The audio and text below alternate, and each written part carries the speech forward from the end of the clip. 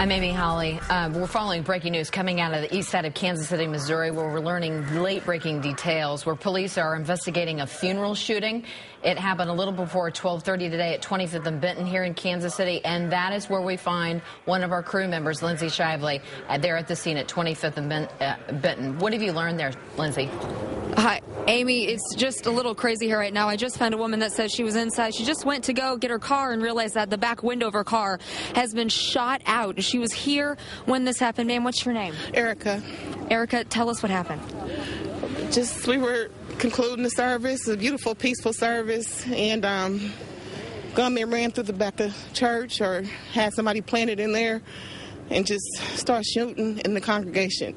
Children, babies, the family.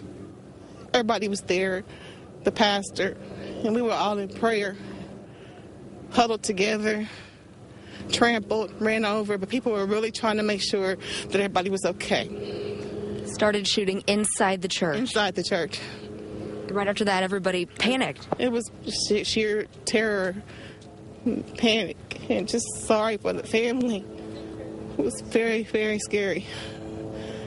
What happened after those first shots were fired? It was just running, pandemonium, people just running and trying to get to safety, hitting the ground, bathrooms, the basement, everything.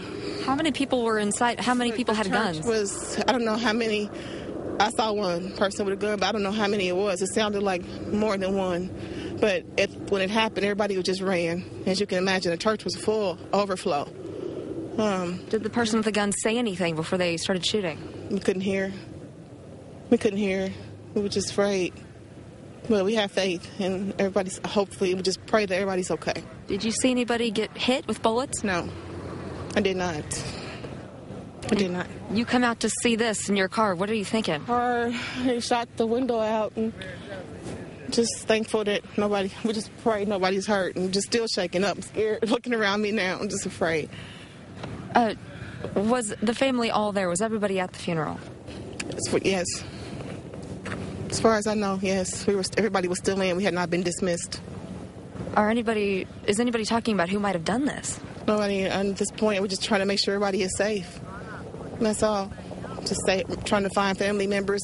The church was so crowded that people were spread out, and people were just making sure family members and children are safe at this time. We don't know what happened, and I think right now everybody's concerned to make sure everybody's okay and safe. And you saw the person pull their gun out? I don't know who. I don't know a name. I didn't see a face. All I saw was a gun. I didn't see a face.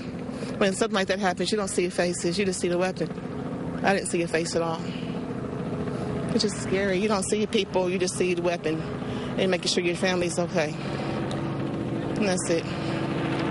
Well, Erica, we're very glad that you're safe. Thank you. Thank you very much. The funeral for Marion Denmon, believes to be the funeral for him, the cousin of a MU basketball player, Marcus Denmon. As you heard her say, a full, crowded church of people at the service for him today.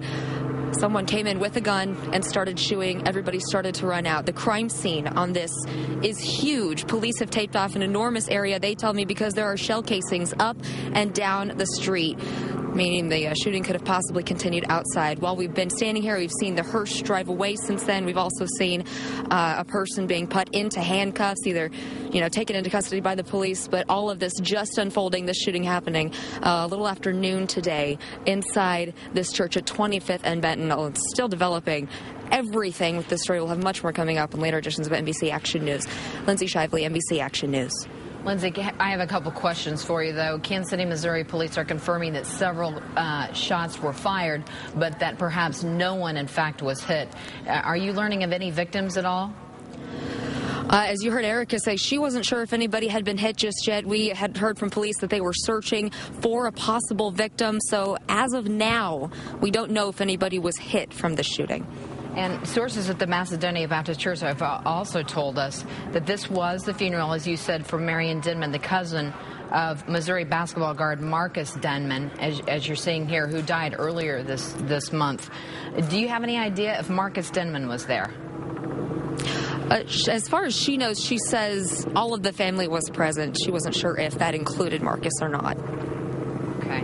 Lindsay, pretty pretty gripping interview with Erica, who said that she heard the shooting occur in the congregation. This is all happening about 12:30 in the afternoon with families, adults, babies inside this church.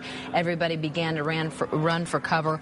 I cannot imagine what it must have been like in there. Again, this is the funeral for 20-year-old Marion Denmon, who was shot earlier this month in a car at Emmanuel Cleaver in Elmwood here in Kansas City. The driver of the car told police at the time that he heard gunshots, found Denmon had been shot.